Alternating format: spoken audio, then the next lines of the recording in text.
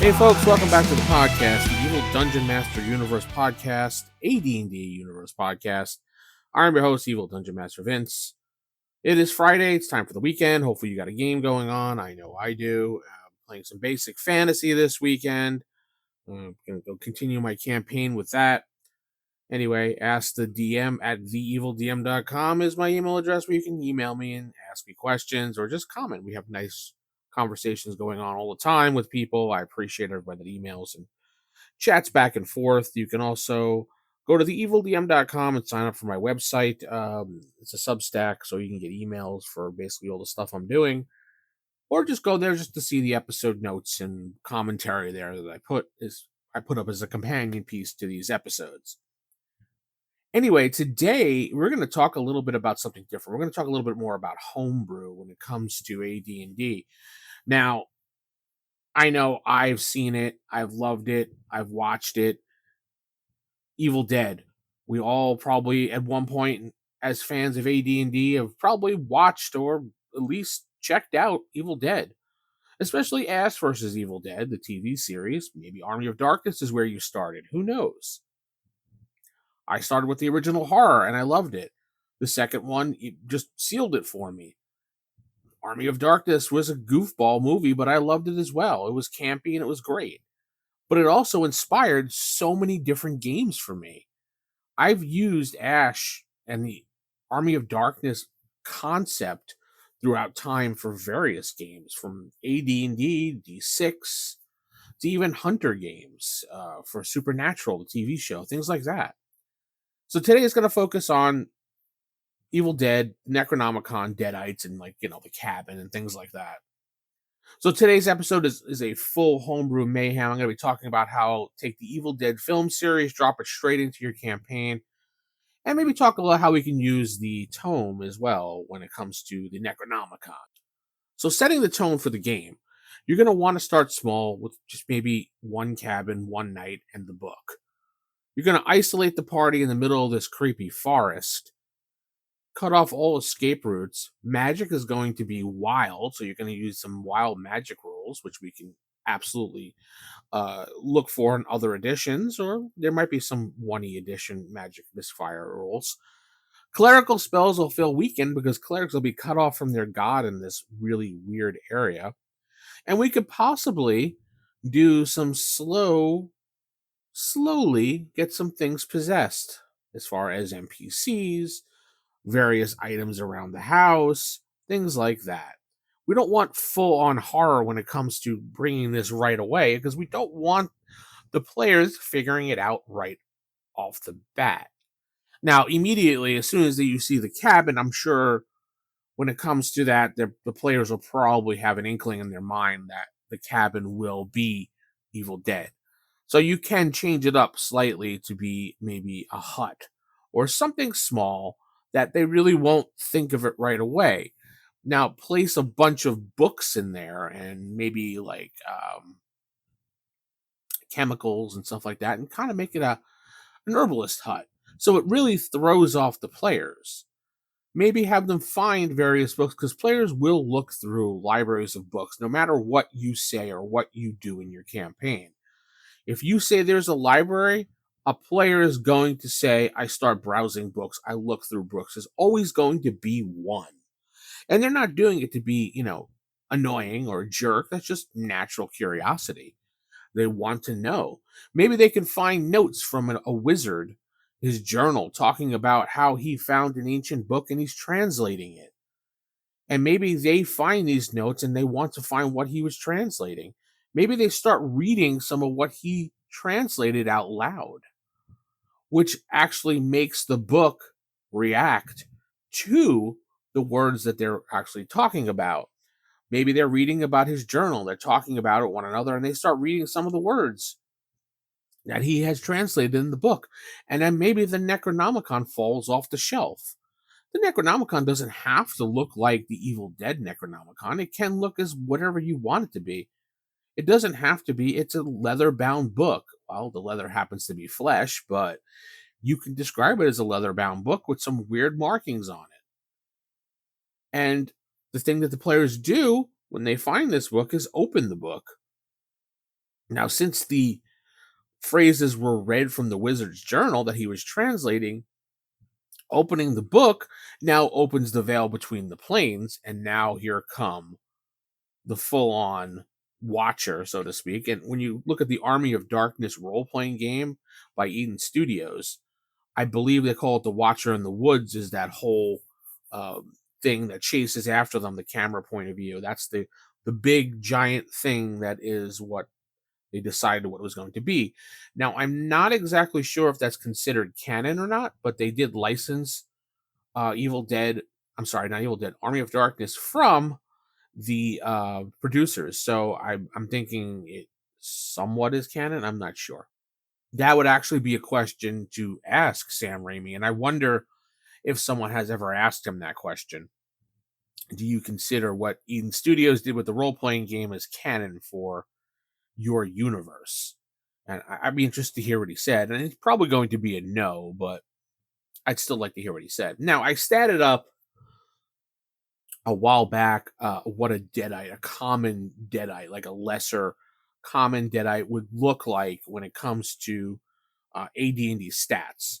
Now, for the Deadite, its frequency is uncommon, number of appearing 1 to 3, it really depends. Armor class is going to generally be 5. As we know, when in the TV show and the movies, that they really weren't easy to put down. So they do have some type of defense system built around them. Taking them apart on the limbs and everything, they're still reactive, much like undead would be. Their movement is 9. Their hit dice is a 4 hit dice creature. They're never in a lair because they don't have a lair. They don't have any treasure unless you want to consider whatever's on their person at the time. They usually get 2 attacks, a claw, 2 claws, which their fingers always turn into these sharp razor claws, so they have that bite with those sharp teeth. Damage is 1d6 or special, and special attacks would be a possession. If a Deadite reduces a character to 0 hit points, the body is taken over in 1d4 rounds unless blessed or magically sealed. It also has a fear aura about it. Anyone seeing a Deadite must save versus spell, or if you want to change that to something else, if you want to do your own fear mechanic, or flee for 1d4 rounds. Special damage, special defense, half damage from non-magical weapons. As we know, and we found out from Ash and the Evil Dead TV show, that attacking a Deadite with the Kandarian dagger will absolutely slash and kill them without having to do anything else. But normal weapons only do minor damage to them to take them apart. Their intelligence is low, driven by evil will. I would probably put it as low, or maybe medium or semi-intelligent, or whatever you want to determine it, because they do have the ability to speak. They do have the ability to plan and think by running and hiding, but they're mostly just driven by like a Borg collective type way, because that's how the evil works. Size is medium, and XP value can around 175 points. Now, Deadites can possess animals, corpses, and even PCs if they fail their saving throw. But possessing a PC would be a little bit drastic, and I would only do it for a short amount of time. Give them kind of this whole, dangerous, if you get too close to them or you get too involved with them, you would get possessed, but maybe only do it for a few rounds. So at least the character has a chance to come back. The bodies, when they turn into Deadites from humans, become twisted, blood smeared, and they often will cackle while they attack their target. Think like a gibbering madness mixed with like an undead resilience type thing going on there. So you can do this in a game, and it should be a lot of fun, actually, if you do want to play this out.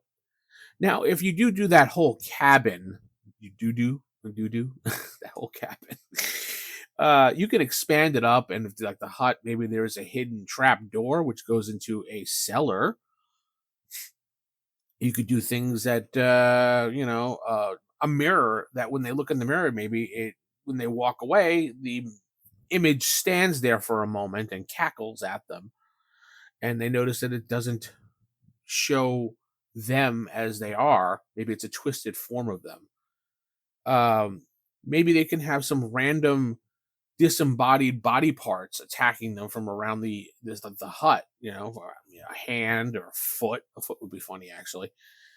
Whispering in the woods, branches that grab them, maybe use one of those roper trees and have them grab them and bring them in. And, well, don't do the whole scene that did in Evil Dead, but you know what I mean.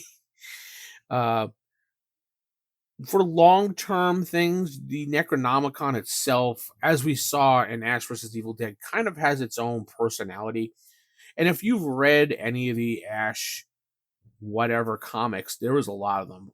Dark Horse did a lot of them. I forget who does it. Dynamite does them now. There was also a Evil Dead 2 comic book series as well. The Necronomicon actually can talk somewhat, and it seems like it has its own personality. So maybe the Necronomicon can escape where they are at the moment and fly away. So now the characters, have to chase after this and stop. And maybe each town that it goes into, it corrupts, and the players have to figure out a way to get the Necronomicon destroyed or get it out of that town so it stops possessing people. A final boss, I was thinking about that as I was writing up the show notes for today, and that's going to be a tough one. Maybe the Necronomicon manifests itself into a giant flesh golem, and the flesh golem is being controlled by the book inside of it, and then the player characters have to destroy the flesh golem. But then you could say that the flesh golem, if the book kind of slides out of it, and if they don't look for it, the book kind of escapes and moves on to another town. There's a whole lot that you can really just sit there and work with this whole story of Evil Dead, the book, and have an ongoing campaign of them chasing around this damn book, kind of like what was the name of that TV series? I'm trying to think. Oh, I remember now. It was Todd and the Pure Book of Evil, a kind of a goofy TV series where it was like Evil Dead slash, I don't know, Clerks slash Saved by the Bell type thing. Todd in the Book of Pure Evil, I definitely has tiebacks to Evil Dead and the Necronomicon, the way the book acted. Very good show. Underrated. Had Jay from Jay and Silent Bob in there as well, which made it a little bit goofy.